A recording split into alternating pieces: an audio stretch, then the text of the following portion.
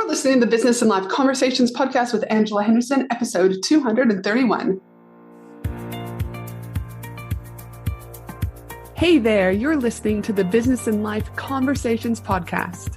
My name is Angela Henderson, and on this show, we talk about improving your business, life, or both by having amazing and rich conversations with brilliant guests who will inspire you and who will give you tips and tricks to help you grow both in life and in business.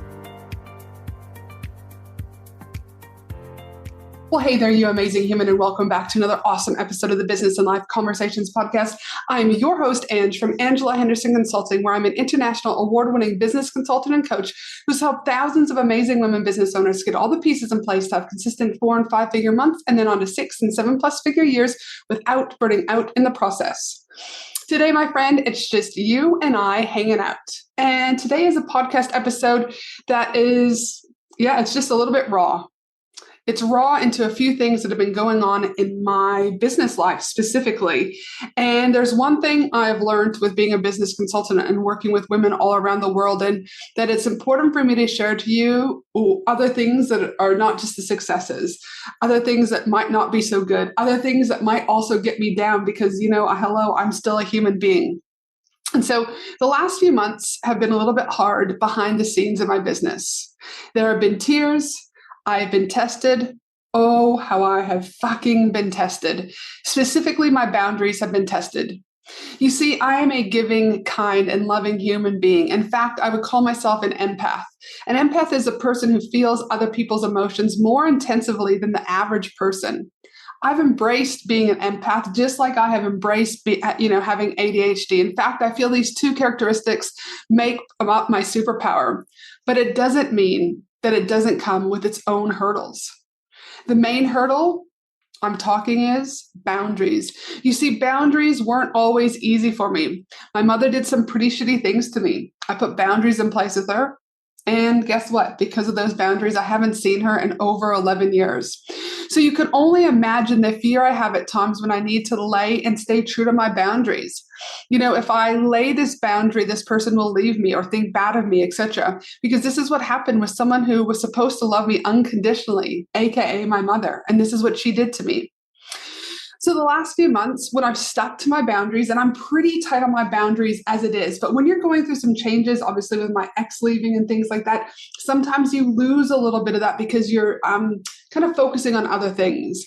So when I've stuck to my boundaries with clients, there have been some really hurtful things come up. I've been told that I'm manipulative. I've been told that I'm selfish. I've been told that I don't care. I've been told that I'm ruthless. I have been told that I'm a fraud. These comments rocked me. They cut me. They cut me fucking deep. Even though I know they aren't the truth, it still hurts. Even though I've worked with thousands of women, and business owners around the world, and I get numerous positive comments per week, it still hurts. Why did I get these comments? Because I wouldn't let 3 people out of their contract.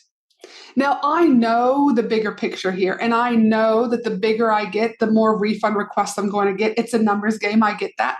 I also know that I should cut bad energy and focus on the good energy. I get that too, and this is something I live by. And though I agree with this, in this instance, I disagree with this. And here's why.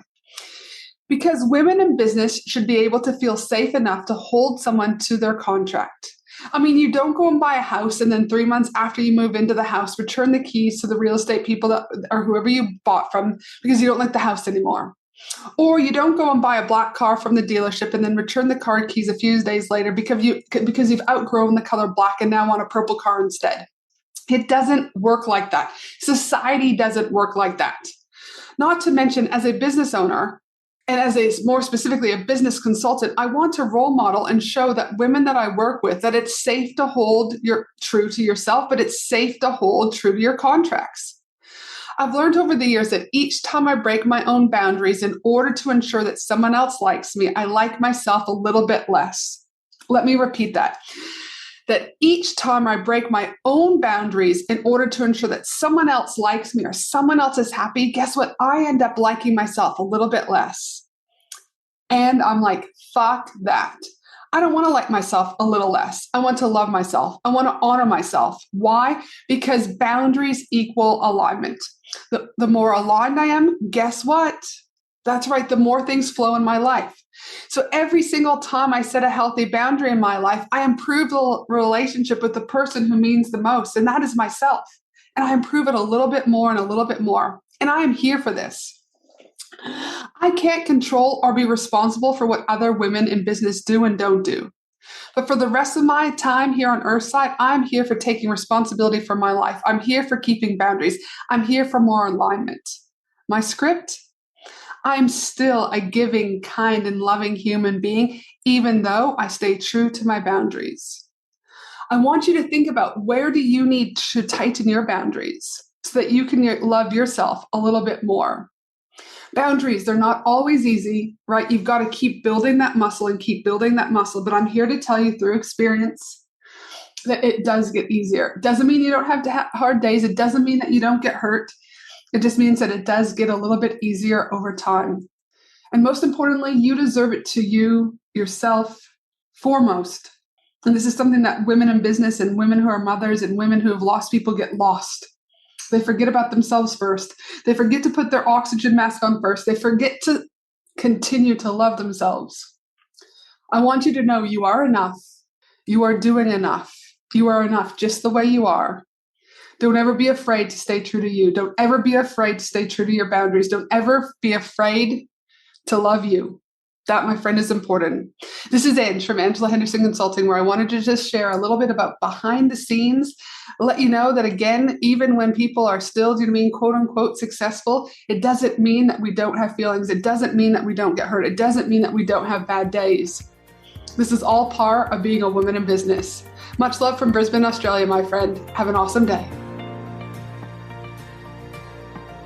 Thanks for listening to the Business and Life Conversations podcast with Angela Henderson. www.angelahenderson.com.au